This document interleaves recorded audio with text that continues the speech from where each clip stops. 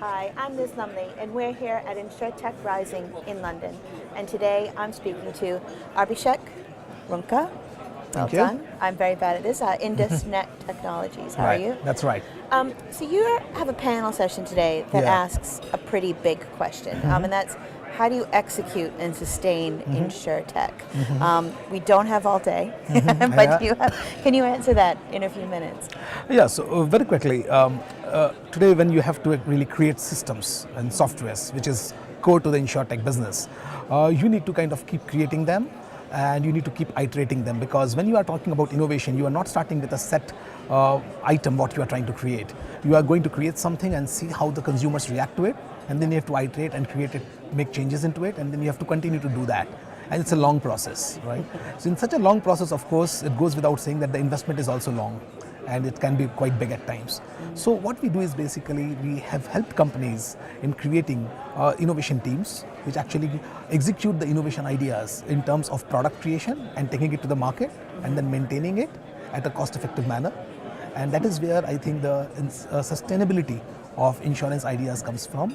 And second is that, again, I see that lots of companies kind of make big bang announcements that we are going to invest 25 million pounds in insurance. Then again, after 5 years, they say we are going to invest another 10 million pounds in investment. So these cannot be a big bang innovation project. Innovation is something which has to be sustained and which has to be continuous, ongoing. And therefore, you have to have this ongoing partnership. Either you create it internally, or you create with external vendors or partners, or you create with multiple stakeholders, where you are continually thinking through the business, thinking about the challenges of the business, the problems that you are seeing, and the opportunities that you spot. And you have to create solutions around them. And this means that you have to have a machinery which is almost like a software company which continue to do this for you day in and day out. This means you literally need to have a software company within an insurance company today to compete with InsurTech, or even just to survive an insurance business. And that is exactly what we do.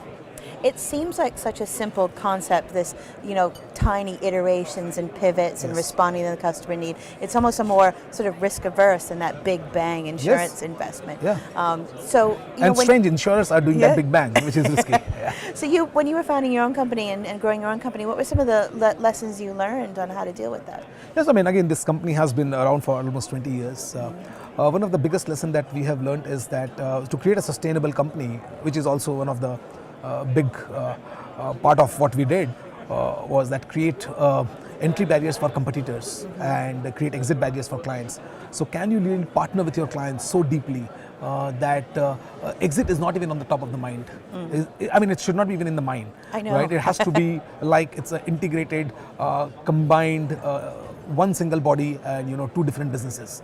And that's what we have been able to create with our clients. So 85% businesses are retained and only 15% churn across decades, which is great.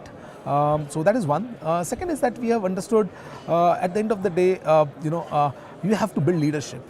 You just cannot run the entire business yourself. And once you create more leadership, you can have more focused leaders focusing on specific areas. And that is where you start seeing the growth of the organization.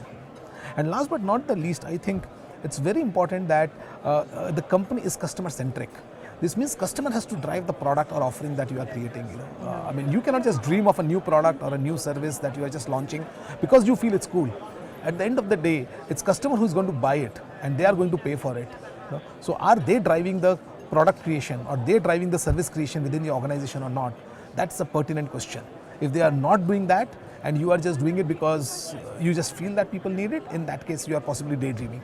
I love that lesson that you have for startups, that growth is about looking at the customer, delegating your leadership, not looking at an exit. That's all very much taking away from the ego. Absolutely.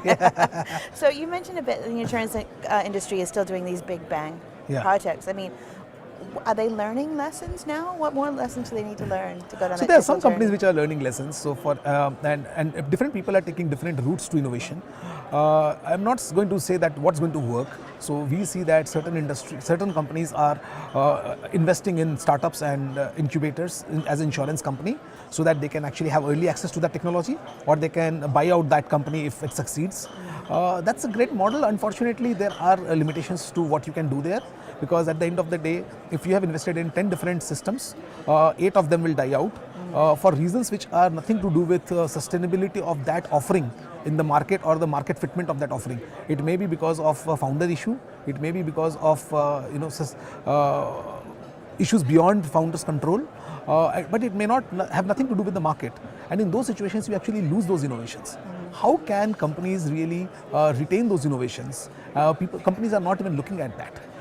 So when they are investing in innovation, they are not looking at how do you retain those innovations which are being wasted and which are getting lost, and can this be recycled into those companies or those business units which are actually becoming successful, and can we take that and learn a little bit on, and give that company that bit of system or software or new ideas which they can take it and make it big.